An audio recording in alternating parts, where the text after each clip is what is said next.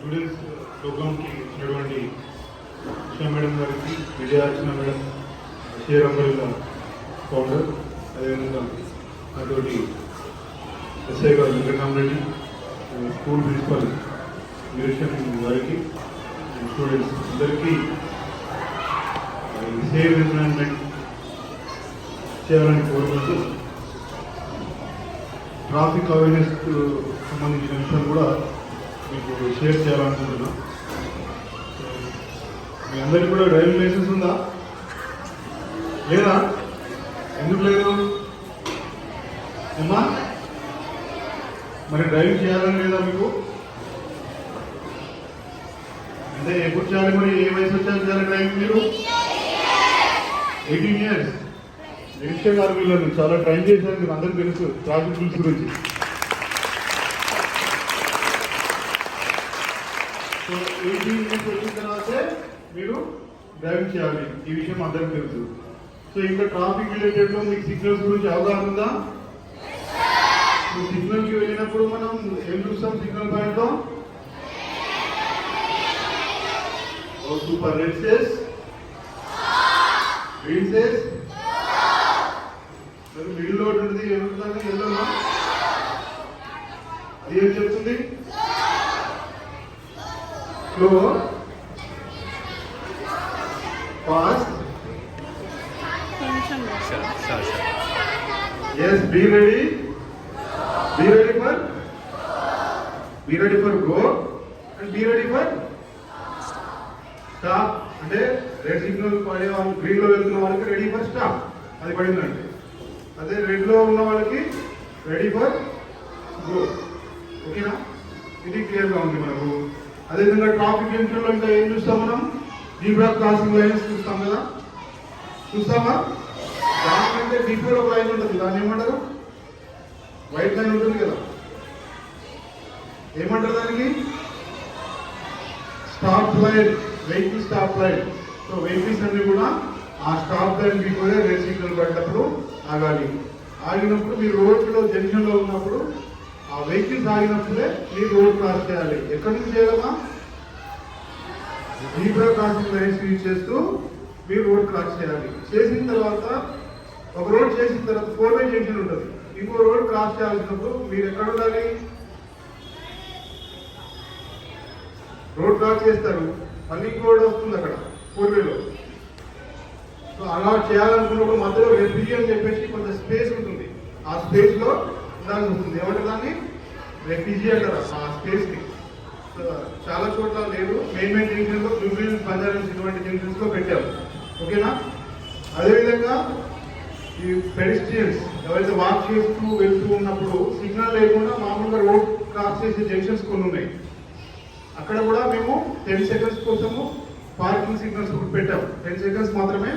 ఆ సిగ్నల్ పడ్డప్పుడు వెహికల్స్ వాళ్ళు ఆపుతారు, ఆపినప్పుడు పెడిస్ట్రియన్స్ క్రాస్ చేసి వెళ్తారు. ఇంకా మీరు హైవేలో పోతున్నప్పుడు సైన్ బోర్డు చూసారా? రోడ్ మీద ఏమేమి చూసినారు మీరు? ఏంటమ్మా? Go slow. ఓకే, ఇంకా స్పీడ్ లిమిట్ చూస్తున్నారు కదా, 80, 60, 100. అంటే ఆ రోడ్ కంటెంట్ బట్టి ఎంత స్పీడ్ పోవాలనేది స్పీడ్ సైలేజెస్ ఉంటాయి. ఓకేనా? అది దాటి వెళ్తే కెమెరాస్ లో క్యాప్చర్ అయిపోయి ఫైన్ అయిపోతుంది, యాక్సిడెంట్ అయ్యే కూడా అవకాశం ఉంటుంది. అదేవిధంగా school zone, hospital zone, near head petrol pump, ఇవన్నీ చూస్తూ ఉంటారు కదా. సో ఈ సైన్ బోర్డు చూస్తూ డ్రైవింగ్ చేయాలి. అవన్నీ చూస్తే ముందులో స్కూల్ ఉంది కాబట్టి స్లోగా వెళ్ళాలి, హాస్పిటల్ ఉంది కాబట్టి స్లోగా వెళ్ళాలి, పెట్రోల్ అయిపోతుంది వెహికల్లో, పెట్రోల్ సంబంధించిన సైన్ బోర్డ్స్ కనిపిస్తూ ఉంటాయి. రోడ్డు టర్నింగ్స్ ఉంటాయి, లెఫ్ట్ హ్యాండ్ ఉంటే లెఫ్ట్ హ్యాండ్ సైడ్ కనిపిస్తుంది, రైట్ హ్యాండ్ ఉంటే రైట్ హ్యాండ్ సైడ్ కనిపిస్తుంది. రోడ్ నేరోగా ఉంది, బ్రిడ్జ్ ఉంది, కల్వర్స్ ఉన్నాయి, ఉన్నప్పుడు కల్వర్స్ ఉన్న సింబల్ కనిపిస్తుంది, నేరోగా ఉంది చూపిస్తూ ఉంటుంది. సో ఇలా ఎస్ టైప్ ఉన్నప్పుడు పిన్ పెయింట్ కర్వ్ ఉందని చెప్పేసి చూపిస్తూ ఉంటుంది. మీరు ఎప్పుడైనా హిల్ స్టేషన్స్ పోయారా? ఎలా ఉంటాయి రోడ్లు? ఎస్ టైప్ బ్రిడ్జ్ ఉంటాయి కదా.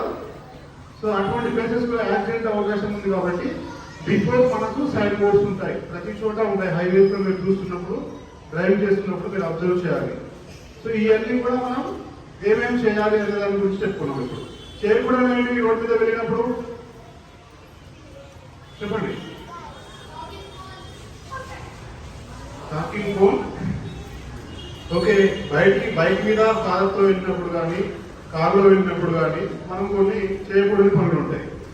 బైక్ మీద వెళ్ళినప్పుడు ఏం చేయాలి, ఏం చేయకూడదు? హెల్మెట్ పెట్టుకోవాలి. పెట్టుకోకపోతే ఏమవుతుంది? యాక్సిడెంట్ అయ్యే ఛాన్సెస్ ఎక్కువగా ఉంటాయి. అదేవిధంగా ట్రిపుల్ రైడ్ వెళ్ళకూడదు. అట్లనే వెనకాల కూర్చున్న వ్యక్తి కూడా, పిలియన్ డ్రైవర్ కూడా హెల్మెట్ పెట్టుకోవాలి. పెట్టుకుంటే ఏమైతే సేఫ్గా పోతారు, సేఫ్గా ఉంటారు. అదేవిధంగా ఆపోజిట్ వెళ్ళదు. ఆపోజిట్ వెళ్తే ఏమవుతుందమ్మా? యాక్సిడెంట్స్ అవుతాయి. అదేవిధంగా డ్రింక్ చేసి కూడా వాహనం నడపొద్దు. తెలుసా మీ అందరికీ?